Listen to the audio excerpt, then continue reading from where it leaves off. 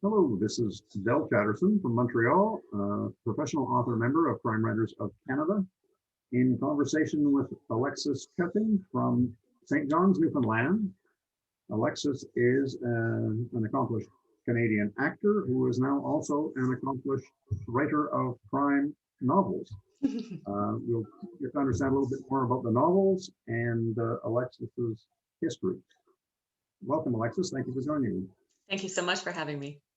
My pleasure. Tell me a little bit about your background. I know you were born and raised in Hamilton, Ontario, educated in Montreal, and are now in Newfoundland. So give us a trajectory. Yes, I'm a Hamilton girl. I did my Bachelor of Fine Arts with a specialization in theatre performance at Concordia University in Montreal. From there, moved to Toronto and have lived in various places. I lived in Stratford. I was a member of the Stratford Festival Theatre Company for a couple of seasons there. I lived in Niagara-on-the-Lake for 10 years, which is where I was inspired to start my series. Had a quick jaunt back to Hamilton and eventually came out to St. John's for a work opportunity and fell in love with Newfoundland and decided to stay. So that's how I got here, and I've been here for about 5 years now. Okay, it feels like a long ways from Ontario or Southern Ontario. It is, particularly now when we're not allowed to travel. So it's a long way, and it's a long time away from my family, which is still back in Ontario. Yeah, that's true even for us living in the city, Montreal or Toronto. We're still restricted from visiting. I visited my grandson this morning. It's kind of a rare opportunity. They just locked us down yesterday again. Yeah, so. Oh, did they? Yeah. We currently have to stay 6 feet apart, masked, go for a walk on the bicycle path on opposite sides.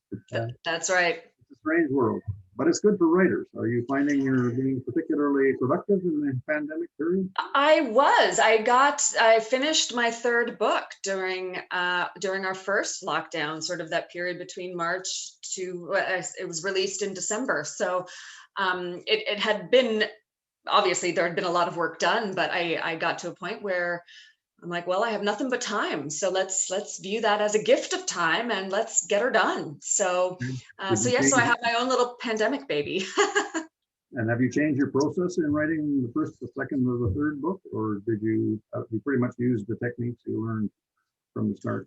I think a lot of my process has stayed the same. But we develop and we grow the more we do something and the more we learn. I certainly see a difference in my books from the first book to the third, and I'm sure I will continue to see differences as I write the fourth and the fifth in the series. It's always reassuring when the readers say you're just getting better every time. Yeah, right. And it should, because we're getting better. We only get better as we continue to do stuff. So I'm learning more, and that feeds into the process as well. So did you study creative writing as well originally? I see you were at Concordia in Fine Arts. I was a theater major. I was a specialization in theater performance. So no, I have never studied creative writing. But I read a lot. And well, like I said, my first book, my gosh, my poor editor had her hands full with it. I mean, there was so much that needed to be taken out. It was so long, the first one, so much stuff needed to be taken out, and sloppy bad habits. And those are things that I have cleaned up, right? And I'm a bit more aware of doing the overwriting or the, that kind of thing. So those things are, my editors are much happier with me now. Have you had the same editors for all three books? No, I've had the same editor for books 2 and 3. Okay. And I will keep her as long as she will have me, I suppose. It's a very important working relationship, I discovered. Absolutely. I made the mistake of contracting with a high-profile editor who was taking the credit for some best-selling writers, but he completely threw out what I gave him as my first edit. Oh no. And as my other editor said, he's not supposed to give you his book to write, he's supposed to help you write yours. Absolutely. So that was a difficult negotiation, but in the end, I did learn to appreciate the value of different opinions from different professional editors. Yeah. But it's also important that the editor too, when you are deciding to work together, that the editor understands your voice, your author's voice, so that when they are making suggestions, it is in the vein of what you have written and what you have created, the tone, right? Exactly. So, and your characters. Yeah, so that's a large part of it, and it's a very, very important.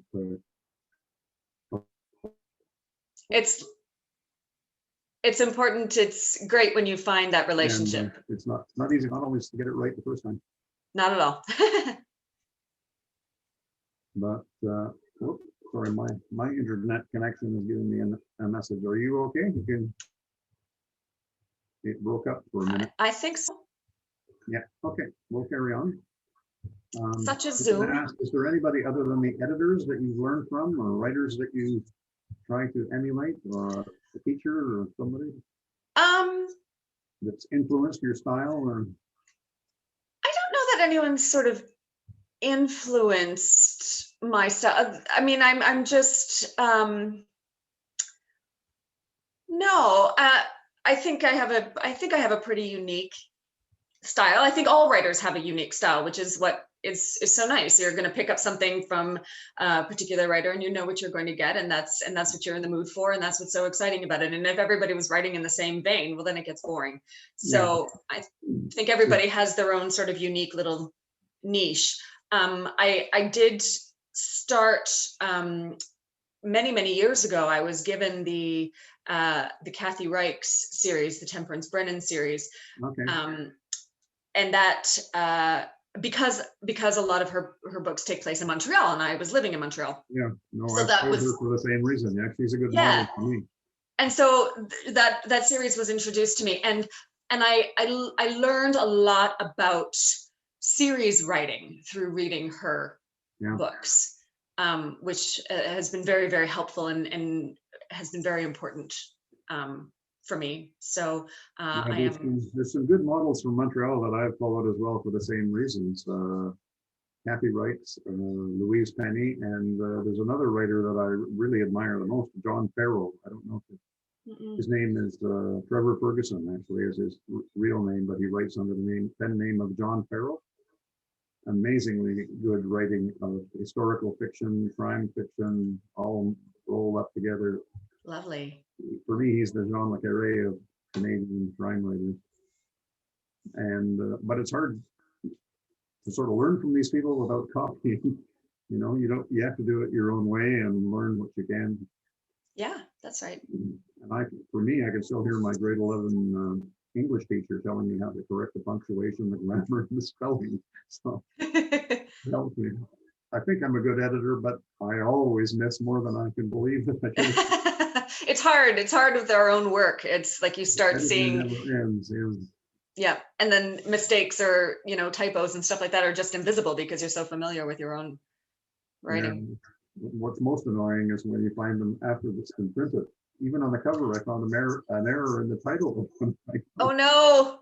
Yes, so something we'd all looked at the first times we looked. The first 7 or 8 times we looked at it, we missed the spelling mistake in the title.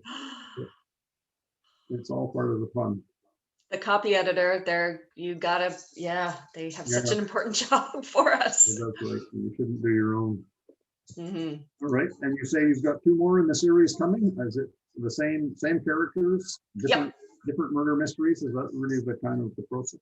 Yep, same characters, different mysteries, and that will sort of, of course, there is a through line throughout the series, and that will tie everything up or clue everything up, as we say in St. John's, and bring it to a nice end, I think. And do you compare yourself to any other genre or author or type of book? Or readers who do the readers like that would also like your book or your style, do you think? I don't know, because originally my books were slated into the cozy mystery genre, Okay. and they kind of are, although I think they're more of the bad boys of the cozy mysteries. Like I sort of see my books as like they're wearing the leather jackets and they have a cigarette hanging out of the side of their mouth, and that's of the cozies, right? Like because I do break some of the rules, and I was I was shortlisted for a Bonnie Blythe Award for my first book, and we were at the awards convention, and we were talking on the panel, and they were talking about all the criteria that you need to fill for a cozy mystery. And I kept thinking, as they're talking about it, I'm like, oh well, I didn't, I did that, or I didn't do that, or I broke that rule and I broke that rule. And I'm like, well, there's no way I'm going to win because because I've broken the bounds of what that genre is. But they certainly fall into a lighter mystery category. So if you like a light mystery, then. Yeah. But the series is getting darker, so I've been told. Well, I noticed the same actually. I took a quick look at your books, and I know you said you like scary movies. These sound like these are more scary books than your cozy mystery. That's what I mean. They're a little, they yeah. Yeah, and I'm not sure of the definition. They push it. They push the boundaries. And it's you need to, I mean, people look for an easy label, and I think sometimes that's a mistake. So you try to respond to the label instead of writing what you want to write, and it falls in between the different genres sometimes. Yeah. But I congratulate you. They look like interesting reads. I'll put them on my reading list. Thank you. And where can we find the books for people that want to buy the book? You can find them at all the online retailers, Chapters, Amazon, the Book Depository. If you want ebook, Kindle or Kobo as well. Yep, Kindle, Kobo. It's on Apple, the iBooks. It's on all of the ones that you think of. That's there. They're there. So it's easily accessible, and I do have some links on my website as well. That take you. You have some very good reviews, so I recommend them to other readers and other writers if they want to learn from your example. Well, thank you for your time, Alexis. It was a pleasure to get to know you better, and I wish you well with your books and your next writing project. Thank you so much. Okay, bye-bye. Bye.